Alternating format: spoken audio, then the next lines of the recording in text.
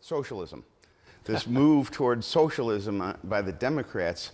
How can they think that that's a winning formula in this country?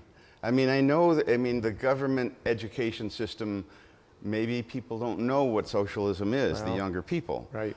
But the vast majority of people who have any sense of history, they know so what socialism we is. have going on is a primary. We had this with Trump and all the folks that were on the stage. Well, now there's 24 or more Democrats that want to be the candidate, and there can only be one. The voters who turn out in primaries, Republican primaries tend to be more conservative. Democrat primaries, more liberal / socialism / all those other things, Green New Deal, etc. So that's why you're seeing these presidential candidates running left. That's not where America is, because whether it's Green New Deal or shutting down all of our power plants, or whether it's just embracing socialism, or even worse yet, what they're talking about with a complete government takeover of health care. All you have to do is look at all the Canadians coming down here every day to get health care they can't get in Canada that has their free health care. Forget about the $30+ trillion that government-run health care would cost us.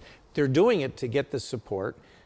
Alexandria Ocasio-Cortez, AOC, she's got a couple of million Twitter followers who are very far left, progressive socialists. She's the one that chased Amazon out of New York City. And guess what? They left, and they're not here. How'd that work out? But it all comes down to presidential politics. Well, isn't that a difficult position then for the Democrat Party? Because when you're running that far left, once they win the primary, how do they come back? Well, and that's why I'm 100% confident Trump's going to be reelected because of that. Whoever runs against me, and certainly Nate McMurray has said he will, he's calling for Trump's impeachment. He's always supported complete government takeover of health care. He got an F rating on his Second Amendment from the NRA, and he supports the Green New Deal. These policies are not average Americans, certainly not Western New Yorkers, hardworking Western New Yorkers, perhaps Democrats that were raised in a union household who had some beliefs, who are now saying, I'm not a socialist. I don't want the government taking away my private insurance. I've got pretty good health and care from my employer. They would take it away. I enjoy having my Second Amendment rights. They want to take those away. The Democrats are moving so far left. That's why I'm confident the Republicans will retake the House next year. Trump will remain president. Your values, American values, the land of opportunity, the Constitution, which is not where the Democrats are today, it's indefensible. And so I think the Republicans are finally going to have their day. Even go back to now, and you can't help but talk about what we have in New York State, which is partial birth murder. New York State now, a baby can be born alive and murdered. It's a living human being because they botched the abortion, if you will. So it's partial birth murder in both Virginia and New York. And the irony of ironies, Phil, is last week they signed into law that you can't declaw your cat because it's inhuman. How can... think about the Democrats who are killing living babies, but say we're really worried about it not being proper to declaw a cat. You can't make this up. If this was a movie, you'd say, no, this can't be real. But this is New York today. This is much of the Democrat Party. They don't want to talk about it. We have two bills on the House we're trying to get on the House floor. One of them is a Born Alive bill. It simply states if a baby is born and is alive, its life will be protected. I believe 98% of Americans agree with that. Nancy Pelosi won't let that vote come to a vote. I ask unanimous consent that the Committee on Judiciary be discharged from further consideration of H.R. 962, the Born Alive Survivor Protection Act, and I ask for its immediate consideration in the House. The gentleman has advised that under guidelines consistently issued by successive speakers as recorded in Section 956 of the House Rules and the House Manual, the chair is constrained not to entertain the request unless it has been cleared by the bipartisan floor and committee leaderships. Mr. Speaker, I ask unanimous consent that the Committee on Judiciary be discharged from further consideration of H.R. 962, the Born Alive Abortion Survivors Protection Act, and ask for its immediate consideration in the House. Under guidelines consistently issued by successive speakers, as recorded in Section 956 of the House Rules and Manual, the chair is constrained not to entertain the request unless it has been cleared by the bipartisan floor and committee leaderships. If this unanimous consent request cannot be entertained, I urge the Speaker and the Majority Leader to immediately schedule the Born Alive bill so we can stand up and protect the sanctity of human life. The gentleman has not been recognized for debate. I ask unanimous consent that the Committee on Judiciary be discharged from further consideration of H.R. 962, the Born Alive Abortion Survivors Protection Act, and ask for its immediate consideration in the House. Under guidelines consistently issued by successive speakers as recorded in Section 956 of the House Rules and Manual, the chair is constrained not to entertain the request unless it has been cleared by the bipartisan floor and committee leaderships. Why can't the Republicans get these messages out one way or another? I mean, I know the media is not going to be real cooperative in promoting the Republicans. Yeah.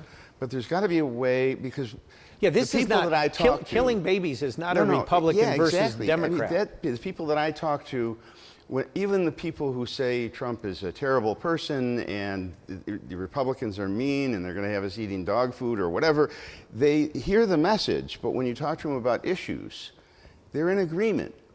Killing babies is not a good thing.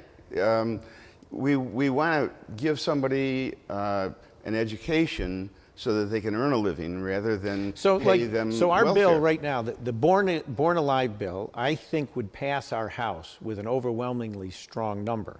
But Pelosi's blocking it. So we have something called a discharge petition sitting on the desk now. We need 18 Democrats to sign that petition, which will bring it to a vote. Brian Higgins and Joe Morelli and the others, they won't sign the petition. The other petition that we have on the Speaker's desk, they don't want to talk about, is the Anti Bds relative to Israel. There's a worldwide movement of folks that hate Israel, like Representative Omar, who want to shut down their economy. And so they call it the BDS movement, which is an anti-economic for Israel. We are wanting to condemn that with an anti-BDS bill, resolution of Congress condemning it. Pelosi's sitting on that as well. And so again, I would call on these folks who claim to support the Jewish state, Joe Morelli in Rochester, Brian Higgins in Buffalo, sign the petition. Or are you Chicken Little? You're afraid to go sideways with Pelosi. Put America first, put Israel first, put lives first. Born Alive is on the desk, Higgins won't sign it, Morelli won't sign it. The anti-BDS is on the desk. Higgins won't sign it. Morelli won't sign it. So let's bring that front and center. And so today with you, I think I'm delivering a message to Western New York. They won't read in the Buffalo News. And everything is factual. Everything is honest. Everything is direct. And I hope some folks have their eyes opened because of our interview, because we can take the time. You know, if I'm on a cable news station for 1.5 minutes, you can't get this out. Right. So this is a great opportunity. I don't want this to be a commercial, you know, for Republicans or No, for it's you not. or whatever. I It's want this to be an factual. honest discussion. With the facts. And in all honesty, I'll probably have Chris Jacobs on. You should. And I would welcome now you have some a things to ask discussion. him. You know, I mean, if you guys want to debate, I mean, Sure. I'm all for open discussion.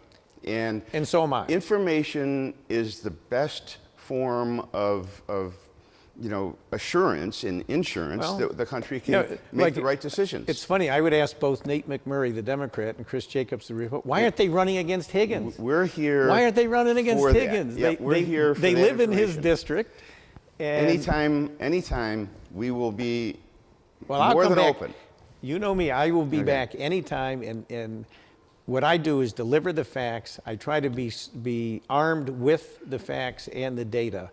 And so it may support, you know, one party or the other, but it's not distorted, it's not fake news, it's very direct, it's very honest, And anyone that wants to check anything I said today will say he was right. But it's all good. It's, America is at a critical juncture. We need to get Trump reelected. We need to go back where the Republicans accomplished more in the prior 2 years than ever, and now we're accomplishing nothing. We need to go back to pushing this economy, standing firm in the face of evil like North Korea, like Russia and Iran. We need to stand up for life, as in a baby born alive being murdered. They don't want to call it out for what it is. These are issues that are critical to the future of our country and humanity. So, again, thank you for letting me come on and have this very direct discussion. This again, because there's a lot to talk about. I'll be on every week. Come on. Okay. All right. Well, that's all the time we have for the big picture this week. I want to thank Congressman Chris Collins for being my guest. It's an interesting discussion. We'll have to do it again, hopefully. And thank you for watching The Big Picture. Thank you for watching, as always, WBBZ-TV. It's your TV station. We'll see you next time.